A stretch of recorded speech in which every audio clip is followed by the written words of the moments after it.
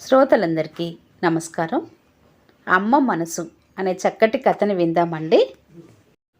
ఏవండి ఏవండి అని పిలుస్తున్న సౌజన్య పిలుపుతో బద్ధకంగా ఆవలింతలతో ఒళ్ళు విరుచుకుంటూ, ఏంటే పొద్దున్నే నీ గోల, ప్రశాంతంగా పడుకొనియవు అంటూ లేస్తూ కసురుకున్నట్లు అన్నాడు శ్రీధర్.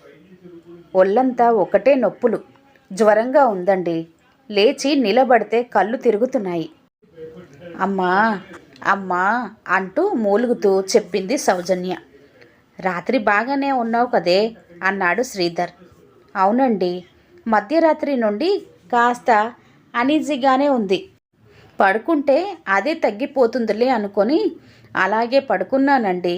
కానీ పొద్దున్నే ఇలా అవుతుందనుకోలేదండి అంది బాధగా. సరే, లేచి కాస్త ఓపిక తెచ్చుకొని రెడీ అవ్వు, పిల్లలను కూడా లేపు. ఈలోగా నేను బయటికి వెళ్ళి టిఫిన్ తెస్తాను అన్నాడు శ్రీధర్. ఓపిక తెచ్చుకొని బ్రష్ చేసుకొని వేడి కాఫీ త్రాగగానే ప్రాణం లేచి వచ్చినట్లయింది. పడుకున్న పిల్లలు అద్విక ఆద్యలను కూడా నిద్రలేపి రెడీ అయ్యింది సౌజన్య. ఈలోగా శ్రీధర్ టిఫిన్లు తెచ్చాడు. అందరూ తినేసి డోర్ లాక్ చేసి హాస్పిటల్కు బయలుదేరారు. శ్రీధర్కు అమ్మ గుర్తుకొచ్చింది. సౌజీ, అదే అమ్మ ఉండి ఉంటే ఇంత ఇబ్బంది ఉండేది కాదు కదా. అమ్మ పిల్లలను చూసుకునేది. ఇలా చీటికి మాటికి పిల్లలను స్కూల్ మాన్పించాల్సిన అవసరం, ఇంటికి తాళం పెట్టాల్సిన అవసరం ఉండేది కాదు కదా అన్నాడు బాధగా. సౌజన్య ముభావంగా ఉండిపోయింది. పిల్లలిద్దరూ నానమ్మ జ్ఞాపకాలు తలుచుకుంటూ, నానమ్మ నాకు రోజు స్కూల్కు వెళ్ళేటప్పుడు చాక్లెట్ ఇచ్చేది అని అద్విక అంటే, అవును, నానమ్మ నాకు కూడా చాక్లెట్ ఇచ్చేది. నైట్ కాగానే బోలెడన్ని స్టోరీస్ చెప్పేది అంది ఆద్య. ఇద్దరూ అలా నానమ్మ గురించిన కబుర్లు చెప్పుకుంటున్నారు. డాడీ, నానమ్మ ఎప్పుడొస్తుంది? ఫోన్ చేయొచ్చుగా డాడీ అంది ఆద్య. చాలే, నోరు మూస్తారా? లొడలొడ ఒకటే వాగుడు, తల పగిలిపోతుంది అంది సౌజన్య విసుగ్గా. అత్తయ్యకు చిన్న బాబు ఉన్నాడుగా నాన్న, అందుకే అత్తయ్యకు ఇబ్బంది కావద్దని నానమ్మ వెళ్ళింది. త్వరలోనే వస్తుంది నాన్న అన్నాడు శ్రీధర్. ఈలోగా హాస్పిటల్ రాగానే అందరూ దిగి హాస్పిటల్లోకి వెళ్ళారు.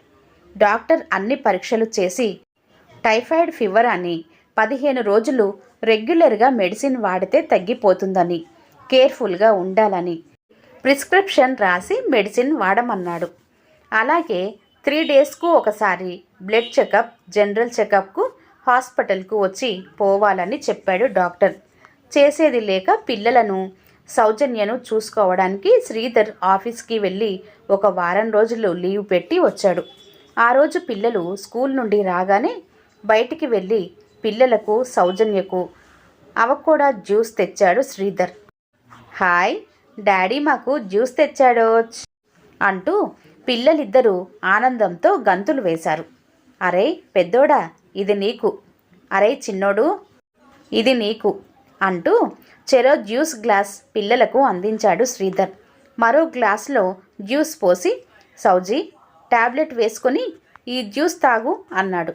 ఇంతలో ఆద్య, డాడీ మమ్మీకి అలా జ్యూస్ ఇవ్వద్దు, ఇలా ఇవ్వు అంటూ జ్యూస్ గ్లాస్ తీసుకొని అందులో సగం జ్యూస్ వేరే గ్లాసులో పోసి అందులో సగం నీళ్లు పోసి, అమ్మకు ఈ జ్యూస్ ఇవ్వండి డాడీ, మమ్మీ ఇది త్రాగితే త్వరగా జ్వరం తగ్గిపోతుంది అంది. ఆద్య చెబుతుంటే శ్రీధర్ ఆశ్చర్యపోయాడు. ఎందుకు నాన్నా అలా చేస్తున్నావు? అలా నీళ్లు కలపొద్దు నాన్నా అన్నాడు వారిస్తున్నట్లు. లేదు డాడీ, నానమ్మకు నువ్వు జ్యూస్ తెచ్చినప్పుడల్లా మమ్మీ ఇలాగే చేసేది. ఎప్పుడు సగం నీళ్లు కలిపి ఇచ్చేది. జ్వరం వచ్చిన వాళ్లకు ఇలా నీళ్లు కలిపి ఇస్తేనే త్వరగా తగ్గిపోతుందని మమ్మీ చెప్పేది అంది. కావాలంటే మమ్మీని కూడా అడుగు డాడీ అంది ఆద్య అమాయకంగా. శ్రీధర్కు విషయం అర్థమైంది. కోపం కట్టలు తెచ్చుకుంది. కానీ పిల్లల ముందు బాగుండదని తనను తాను తమాయించుకున్నాడు.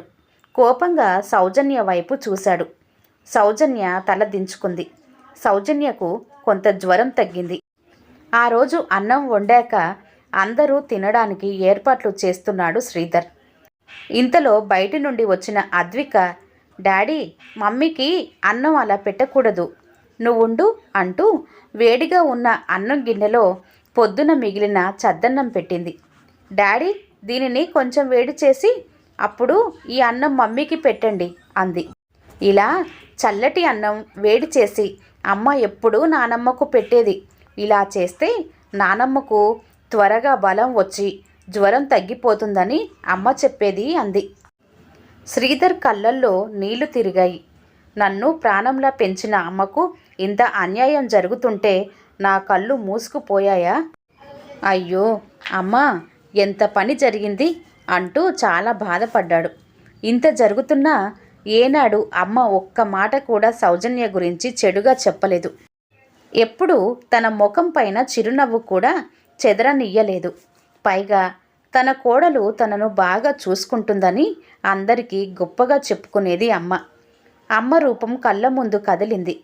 తనలో తాను బాధగా, అమ్మా అమ్మా, నన్ను క్షమించమ్మా అంటూ వేదన చెందాడు శ్రీధర్. సౌజన్యకు పూర్తిగా జ్వరం తగ్గిపోయింది. పిల్లలిద్దరూ స్కూల్కు వెళ్ళారు.